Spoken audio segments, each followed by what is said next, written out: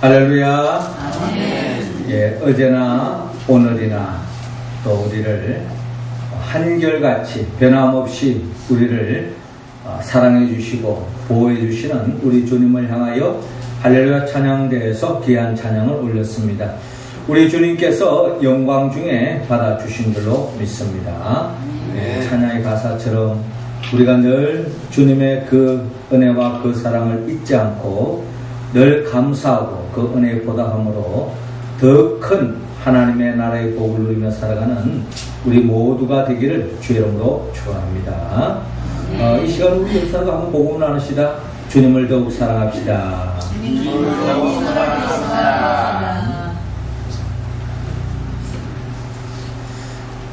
독일의 베벤하우젠 근처에 오래된 수도원이 있습니다. 그 수도원에 가면은 서로 엉켜있는 두 개의 사슴뿔을 항상 전시되어졌다고 합니다.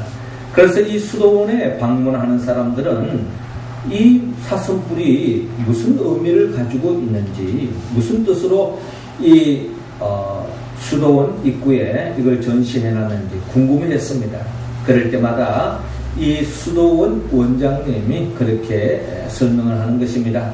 아마 이 수도원을 제일 처음에 건립할 때에, 지을 때에 숲에서 나무를 구해오는데 숲속 한쪽에 두 사슴뿔이 얽혀서 이렇게 놓여져 있는 것을 발견하게 되었다는 겁니다. 왜 그렇게 되었을까? 상상을 해보니 결국 두 사슴이 서로 싸우다가 서로 뿔이 서로 엉킨 거예요. 그래서 엉킨 가운데서 한 마리가 죽고 말았습니다. 그래서 죽이고 나올 뿔로 생각했는데 그 사슴뿔이 얽혀서 결국 두 마리가 다 죽어서 오랜 세월이 흘러서 그 뿔만 남아서 그것을 수도원 정문에 전시하게 됐다는 겁니다. 이를 뭘 이야기합니까? 서로서로 돕고 서로서로 위하고 살아갈 때에 험난한 삶을 살아갈 수 있지만 서로서로 싸우고 다투고 서로서로 대립하고 갈등하면은 결국 이기는 자만 살아남는 것이 아니라 다 죽을 수밖에 없는 그런 어려움을 경험할 수 있다 하는 메시지를 들려주는 것 같습니다. 그렇습니다. 우리의 삶은 서로서로 돕고 서로서로 위하는 삶을 살아가지 않고는 우리 스스로 존재할 수 있는 존재가 아닙니다. 우리 인간은 연약합니다. 누군가의 도움의 손길이 필요합니다. 누군가가 챙겨주고 위해주고 기도해주고 할 때에 우리는 건강한 행복한 삶으로 나아갈 수 있습니다. 한가위를 맞이해서 달을 바라보며 많은 사람들이 손에 손을 붙잡고 서로 강강술래를 하는 그런 민속 또한 서로 이 한가위를 통해서 서로 마음을 모으고 서로 협력하고 서로 돕고자 하는 그런 삶을 지향하는 명절이 바로 추석이요 한가위 명절이 아닌가 하는 생각을 가지고 옵니다. 그렇습니다. 오늘 성경의 본문의 말씀은 어떠한 공동체이든지 서로서로 협력하고 서로서로 마음을 모으고 서로서로 돕고 사랑할 때에 그 공동체는 건강한 공동체가 될 수 있지만 어떤 공동체이든 서로 갈등하고 대립하고 분쟁하고 서로 헐뜯고 싸우면은 결국 모든 것이 무너질 수밖에 없다는 것입니다. 그것이 교회 공동체든 가정 공동체이든 지방 공동체이든 민족 공동체이든 어떤 공동체라 할지라도 서로가 마음을 모으고 협력하지 않으면 모든 것이 무너질 수밖에 없다는 겁니다. 결국 주님은 우리를 교회로 불러주셨습니다. 서로 피도 섞이지도 않고 또 살아온 삶의 여정도 다르고 지역적인 특색도 다르고 취향도 다르고 연령도 다르지만 우리가 교회 안에서 진정 하나가 되어질 때에 결국 교회를 중심으로 해서 가정도 하나가 되어지고 이 나라 이 민족도 하나가 되어지고 집안도 더욱더 화목해지고, 그럴 때 이 사회가 하나님의 나라가 날로 확장할 줄로 믿습니다. 하나님은 오늘 특별히 우리 교회 공동체를 중심으로 해서 우리가 어떤 삶을 살 때에 건강하고 행복한 교회를 세우고 그 교회를 통하여 이 땅에 하나님의 나라가 확장될 것인지 우리에게 밝히고 있습니다. 그렇습니다. 우리 공동체가 더욱더 하나님 보시기에 아름다운 공동체로 세워지기 위해서는 하나님은 오늘 본문 39절을 통하여 서로 관용하라고 말씀하고 있습니다. 자, 39절 말씀 우리 같이 한번 읽어볼까요? 시작.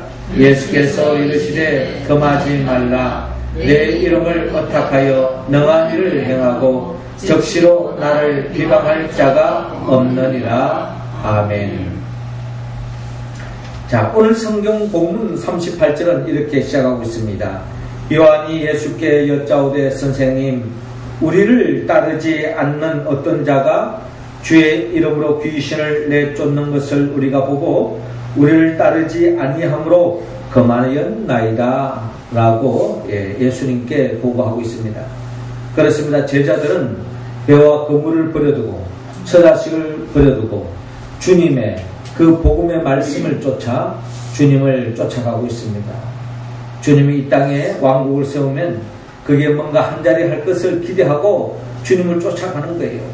그런데 그 중에 어떤 사람들이 예수님의 이름의 그 능력을 의지하여서 귀신을 쫓아내고 하나님의 나라를 열어가는 그런 광경을 보게 되었습니다. 그런 광경이 참으로 아름다운 모습이지만 요한은 그럼에도 불구하고 우리들처럼 예수님을 따르지 않고 주님의 이름을 빌어서 귀신을 쫓아내고 하나님의 나라를 열어가는 것을 못마땅하게 여겼던 것 같습니다. 그래서 그들에게 다가가서 예수님을 따르지 않는 가운데 예수님의 이름으로 귀신을 쫓아내고 하나님 나라를 열어가는 것을 금해야 되지 않을까 하는 그런 생각을 가지고 주님께 그런 자신의 생각을 아마 들었던 것 같습니다. 그때 예수님께서 이렇게 말씀합니다. 예수께서 이르시되 금하지 말라. 내 이름을 의탁하여 능한 일을 행하고 적시로 나를 비방할 자가 없느니라. 우리를 반대하지 않는 자는 우리를 위하는 자니라 라고 말씀하고 있습니다. 자, 이 말씀의 맥락은 그렇습니다. 자, 예수님의 이름의 능력을 믿고 귀신을 쫓아내는 것은 참 바람직한 것이요, 그의 나라와 그의 의를 구하는 것이요, 주님이 지향하는 하나님의 나라를 확장하는 살만나는 세상을 만드는 일을 하고 있기 때문에 그 일에 대해서는 칭찬할 일이라는 것입니다.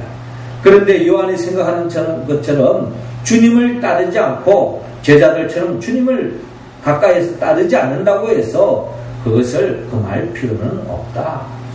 결국 하나님의 영광을 위한 것이니 결국 그들을 하는 것을 금하지 말라고 주님은 그들을 향하여 관대한 마음을 가지고 있는 모습을 볼 수가 있습니다. 노엘 넬슨이라고 하는 분이 이 존중이라는 책을 저술한 바가 있습니다. 이 책의 내용은 상대를 포용하고 존중하면 내가 건강해진다 하는 인간관계 속에서의 중요한 메시지를 우리에게 던져주고 있습니다. 상대를 포용하고 존중하면 내가 건강해진다. 가정에서 부부간에, 직장에서 동료와 상사간에 서로 무시하고 한바탕 다투고 나면은 가정의 행복이 깨어집니다. 또 직장의 행복이 깨어지는 것은 당연하다는 겁니다. 그러나 서로의 상대를 인정하고 격려하고 또한 서로 칭찬하고 서로 포용하고 관대하게 나아가면 그 가정은 마치 기름칠하는 듯이 잘 돌아간다는 거예요. 직장도 마찬가지입니다. 이 사회도 마찬가지입니다. 사람 사는 곳에 서로 비방하고 뜯으면 결국에는 마치 모래에 인하여 끓끓은 것처럼 더없이 잘 돌아가지 않는다 하는 것을 이야기하는 것입니다. 그리고 서로 존중하다 보면요, 그 사람을 위한 것이 아니라 나 자신을 이롭게 하고 건강하고 행복하게 나아가게 한다는 겁니다. 그렇기 때문에 남을 비판하는 자리에 앞서서 우린 진정 사랑하는 마음으로 서로를 포용하고 서로 품어주는 그런 삶으로 나아가야 한다는 겁니다. 노엘 넬슨은 심지어 이렇게 남을 사랑하고 포용하고 관용하면은 맥박수도 좋아진다고 합니다. 혈압도 낮아지고 건강한 삶으로 나아갈 수 있다는 겁니다. 그러나 서로 헐뜯고 서로 트집 잡고 논쟁을 펼치다 보면은 혈압이 올라지고 또 혈관도 수축되어지고 심장 맥박수도 일정하지 않고 그래서 건강에 치명적인 어려움을 겪을 수 있다는 겁니다. 그러므로 우리는 주 안에서 서로 관용하는 삶으로 나아가기를 주님은 원하고 있습니다. 우리 성도들 간에 서로 칭찬하고 포용하고 품어주면은 결국 성도들이 건강해지고 그 성도들이 건강해지는 것이 바로 교회가 건강해진다라는 것입니다. 우리가 잘 아는 것처럼 고린도 교회는 서로 분쟁했습니다. 그러므로 인하여 서로 다투었습니다. 갈등으로 인하여서 교회의 건강이 점점 훼손되고 말았습니다. 그래서 사도 바울은 고린도전서 1장 10절 통하여 형제들아 내가 우리 주 예수 그리스도 이름으로 너희를 권하노니 다 같은 말을 하고 너희 가운데 분쟁이 없이 같은 마음과 같은 뜻으로 온전히 합하라 라고 말씀하신 것은 결국 건강한 교회를 지향하기 위한 사도 바울의 권면의 말씀이었습니다. 셰익스피어는 그대 일생에 남의 결점을 살피지 말라. 서로 결점을 보았다 할더라도 지혜롭고 친절하고 어느 정도 맹목적으로 여기라. 그리고 그 결점 배후에 보이지 않는 좋은 점을 살펴라. 그대의 관대함이란 차디찬 겨울이 없고 늘 풍성한 가을만 있는 것이다 라고 말씀하고 있습니다. 그렇습니다.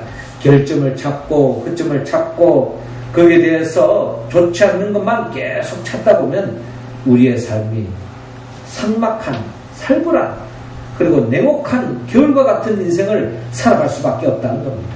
그러나 좋은 점을 살피고 관대하고 품어주면 차디찬 겨울이 없고 풍성한 가을이 우리의 삶 속에 자리 잡는다라고 말씀합니다.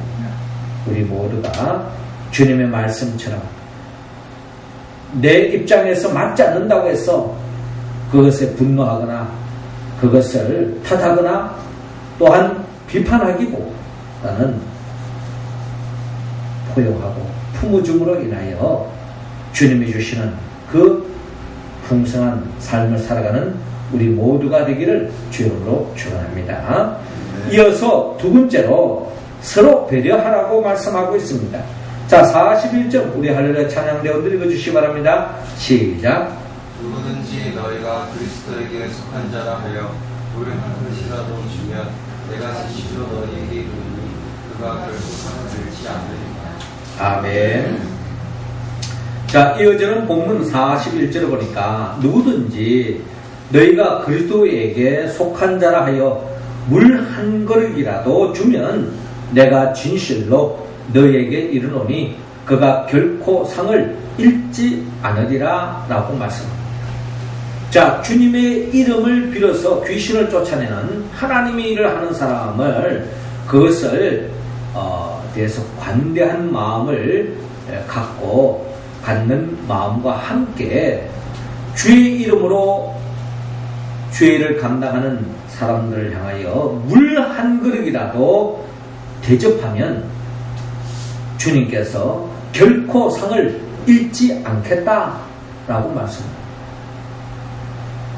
누구든지 너희가 그리스도에게 속한 자라. 이 그리스도에게 속한 자라고 하는 것은 결국 예수 믿는 사람을 이야기하는 것 아니겠습니까? 주의를 감당하는 사람. 우리 교회 공동체에서부터 물 한 그릇이라도 서로 대접하는 마음으로 서로 섬기고 나아가면 하나님께서 결코 상을 잃지 않으리라 라고 주님께서 말씀합니다. 더 이어서 42절에 또 누구든지 나를 믿는 이 작은 자들 중에 하나라도 실족하게 하면 차라리 연자 맷돌이 거목에 매어 바다에 던져지는 것이 나으리라 라고 말씀합니다. 이 작은 자라는 것은 지난주에 우리가 나눴던 어린아이를 표현할 수 있습니다. 나보다 더 어려운 형편에 처해 있는 사람, 나의 도움의 손길이 필요한 사람, 그것이 영적이든 정신적이든 육적이든 물질적이든 나의 도움이 필요한 사람, 그 사람에게 챙겨주는 것을 주님이 잊지 않는다는 겁니다. 그러나 이 작은 자들 중에 하나라도 실족하게 하면 차라리 연자 맷돌이 그 목에 매어 바다에 던져지는 것이 낫다라고 말씀하고 있습니다. 43절 보면 만일 내 손이 너를 범죄하게 하거든 찝어버리라. 장애인으로 영생에 들어가게 하는 것이 두 손을 가지고 지옥 곧 꺼지지 않는 불에 던져 들어가는 것보다 나으라 라고 말씀합니다. 더 나아가 45절에도 만일 내 발이 너를 범죄하게 하거든 찝어버리라. 다리 저는 자로 영생에 들어가는 것이 두 발을 가지고 지옥에 던져지는 것보다 나으니라 라고 말씀하고 있습니다. 47절에도 만일 내 눈이 너를 범죄하게 하거든 빼어버리라. 한 눈으로 하나님 나라에 들어가는 것이 두 눈을 가지고 지옥에 던져지는 것보다 나으니라. 거기에서는 구더기도 죽지 않고 불도 꺼지지 아니하느니라 라고 말씀하고 있습니다. 한마디로 우리가 무슨 멀리 갈 것도 없고 주 안에서 우리 교회 공동체 안에서 작은 소자 나의 도움이 손길이 필요한 자들을 챙겨주고 위해주고 기도하고 격려하고 서로 세워주는 그런 삶이야말로 하나님께서 상을 잃지 않는다는 거예요. 그를 실족하게 하는 것은 결국 천국 가는 지름길이라고 주님께서 말씀하고 있습니다. 다시 오늘 말씀에 우리가 주목할 말씀은 41절. 누구든지 너희가 그리스도에게 속한 자에게 하여 물 한 그릇이라도 주면 내가 진실로 너희에게 이르노니 그가 결코 상을 잃지 않으리라 라고 말씀하고 있습니다. 한마디로 주님의 이름으로 대접하라. 나의 도움이 손길이 필요한 자에 대접하라. 그것이 바로 복받는 지름길이다 라는 것입니다. 지난주에 우리 교회에 우리 성대 학생들 선교단체가 많이 있어요.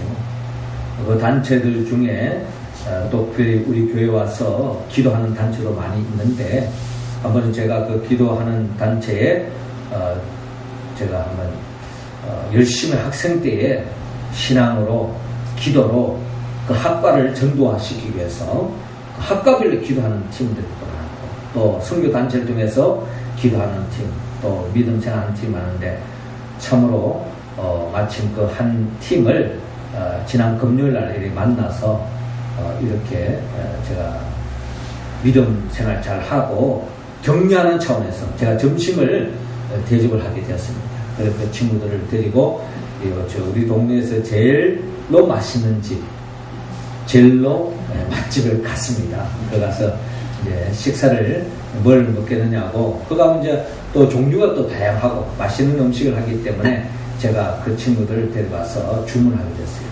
그리고 마침 그 집에 갔더니 우리 윤석빈 집사님 마침 거기에서 식사를 하고 계시는 겁니다.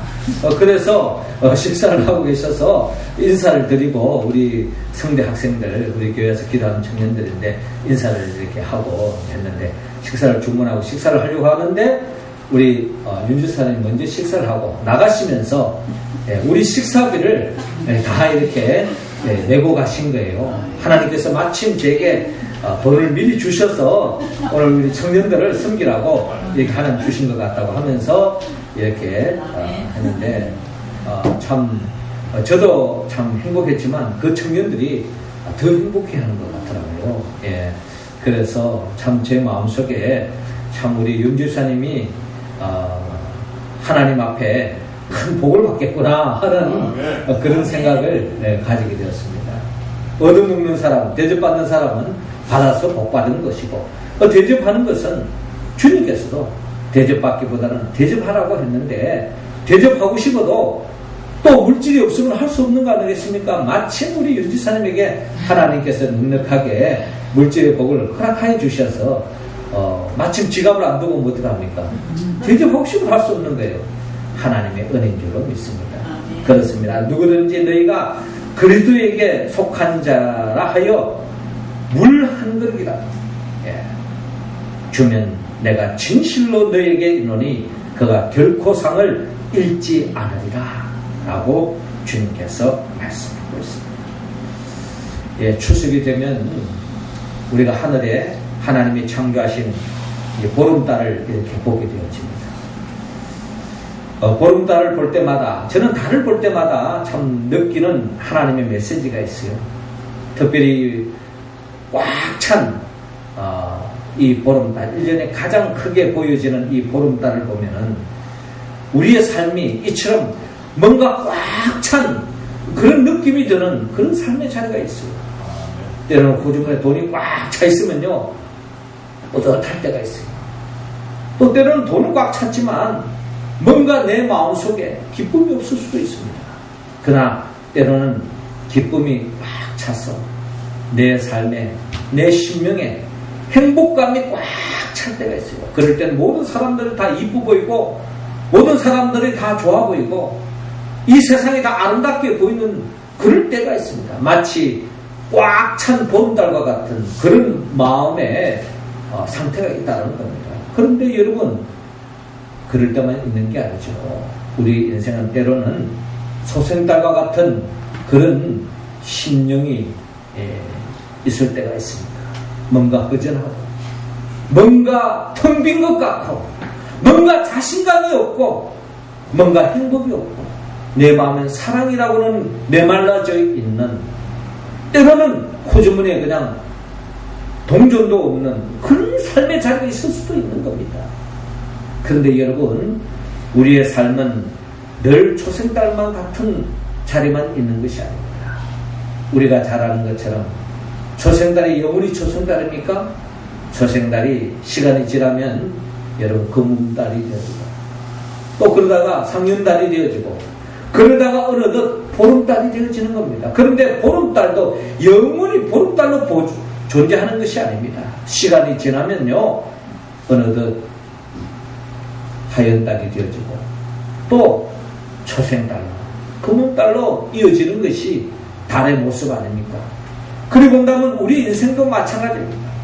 우리 인생도 잘 나갈 때가 있는가 하면은 참으로 해도 어려운 삶의 자리에 놓일 때도 있다는 겁니다. 성도들 중에도 그래요. 어떤 성도는 지금 잘 나가는 분도 있어요. 그런가 하면 해도 안 되는 분도 있습니다. 그런데 여러분, 사도 바울이 이야기한 것처럼 나중된 자가 먼저 되는 수도 있고, 일어선 줄로 생각하거든 넘어질까 조심하라, 이런 말씀을 왜 합니까?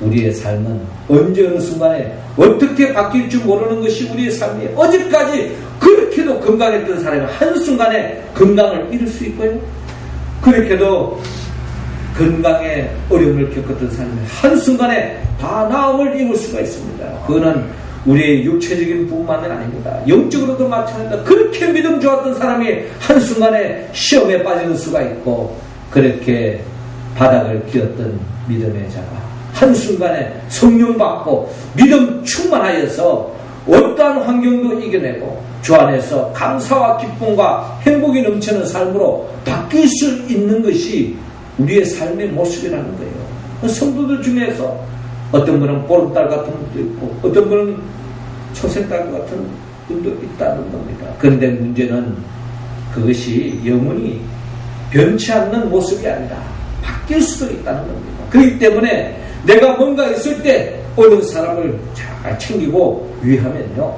내가 어려울 때에 하나님의 손길을 통하여, 천사의 손길을 통하여, 성도의 손길을 통하여 처음 받을 수도 있는 것이고, 또한 내가 힘들 때 도움을 받을 수 있는 것입니다.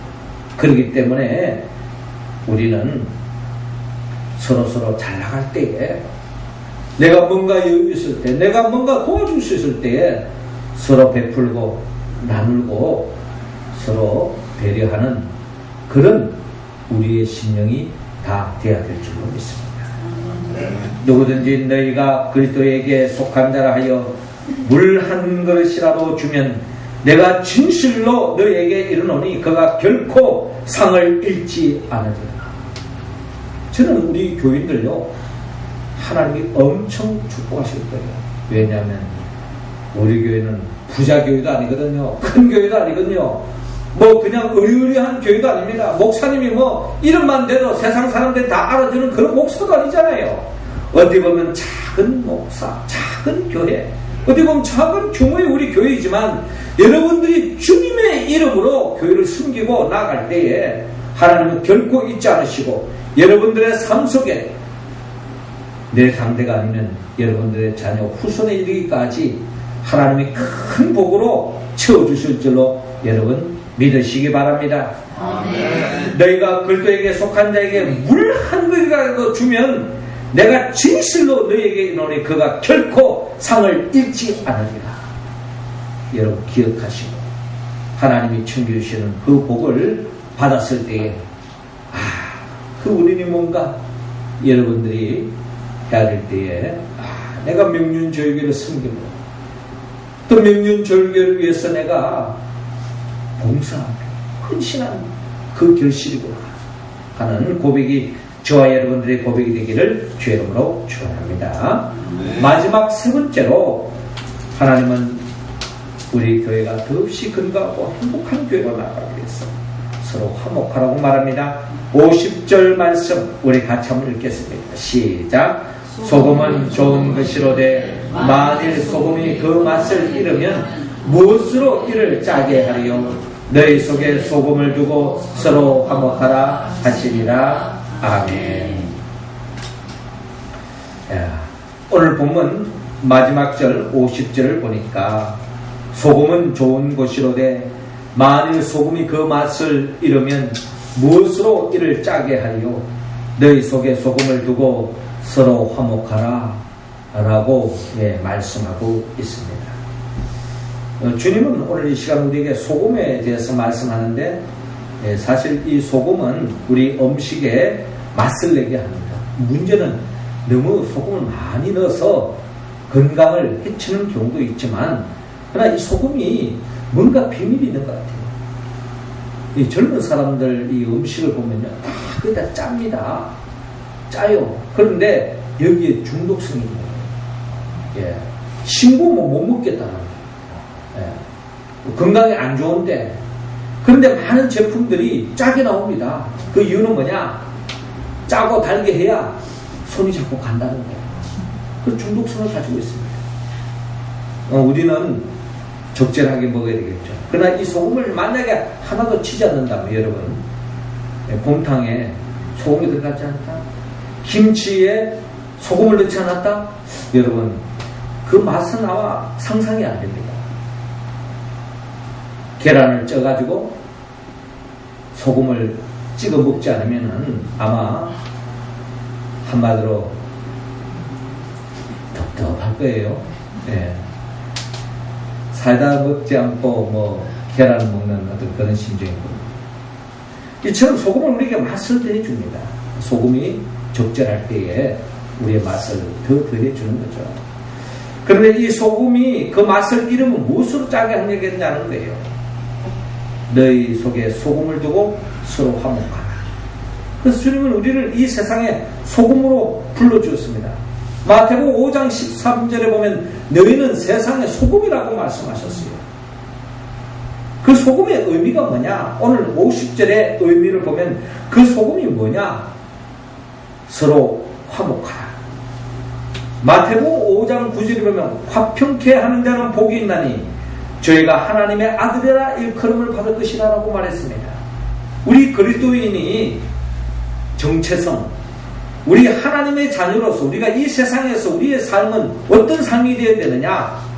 화평케 해야 된다. 한마디로 화목을 도모하는 사람이 되라라고 말씀하고 있습니다. 먼저 교회 안에서 화목하고, 교회 안에서 화목하고, 그 서로서로 품고 사랑하는 우리 교회 공동체가 되겠고, 우리 가정이 화목해지고요, 또 우리 사회가 화목해지고, 이 나라와 이 민족이 더 이상 갈등과 대립과 전쟁에서 벗어나 더 없는 평화 통일의 역사까지도 이어질 줄로 믿습니다. 그 역사는 어디서부터 시작되어지느냐? 우리 성도들 간에 화목하면서. 저는 많은 교회를 다녀왔습니다. 그런데 저는 우리 교회를 향하여 자랑할 게 하나 있어요. 그게 뭐냐? 우리 교회는 평화와 화평이 깃든 공동체입니다. 우리 성도들 가운데 서로 헐뜯고, 서로 미워하고, 서로 핥히고, 서로 깔아뭉개는 그런 성도들이 없어요.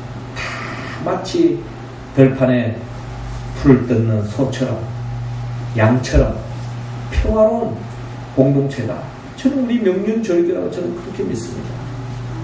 뭔가 내놓을 만한 것은 없지만은 서로서로 위하고, 서로서로 챙겨주고, 서로를 위해서 기도하는, 여러분, 이런 교회 흔치 않습니다. 저는 우리 교회를 하나님 앞에 뭔가 내놓으라면 하나님 앞에 저는 그런 공동체라고 저는 자랑하고 싶어요. 우리 교회는 정말 양처럼 서로서로를 사랑하고 서로서로 화목한 공동체였습니다. 저는 이것만큼은 주님 앞에 당당하게 이야기할 수 있을 것 같아요. 그렇습니다. 주님은 우리 모두가 화목하기를 원합니다. 풍성한 보름달처럼 그런 화목한 마음이 우리 가정 속에, 우리 집안 속에, 이 나라와 이 민족 속에, 이 사회 속에 또한 점점 전파되기를 원합니다. 사랑하는 성도 여러분, 주님은 오늘 이 시간 우리 교회 공동체가 서로서로 관용하기를 원합니다. 관대하기를 원합니다. 그리고 배려하기를 원합니다. 또한 화목하기를 원합니다. 그렇게 할 때 하나님께서 우리 교회를 칭찬하시고 심판의 자리에서 더 없는 복을 안겨주신다고 성경은 약속하고 있습니다. 그런데 우리는 이 말씀을 어떻게 응답할 수 있습니까? 우리 힘과 의지로는 부족합니다. 결국 성령이 도와주셔야 됩니다. 성령이 도와주시지 않으면 우리는 주의 이 말씀에 응답할 수 없습니다. 성령은 예수 그리스도의 영입니다. 나를 위하여 십자가에 못 박혀 죽으시고 우리를 위하여 십자가에 못 박혀 죽으실 뿐만 아니라 나를 위하여 죽음의 권세를 깨뜨리고 부활하시고 우리를 위하여 부활하신 그 예수 그리스도의 영 보혜사 성령이 도와주시야만이 우리는 진정 모든 사람들에게 관용할 수 있고 배려할 수 있고 또한 화목하는 삶을 살아갈 수 있습니다. 우리가 이 말씀에 응답하여서 또 하나님께 영광 돌리고 건강한 교회를 통하여 하나님의 나라가 우리 가정 속에 이 민족 속에 이 사회 속에 날로 날로 확장되어지기를 주의 이름으로 축원합니다. 기도드리겠습니다.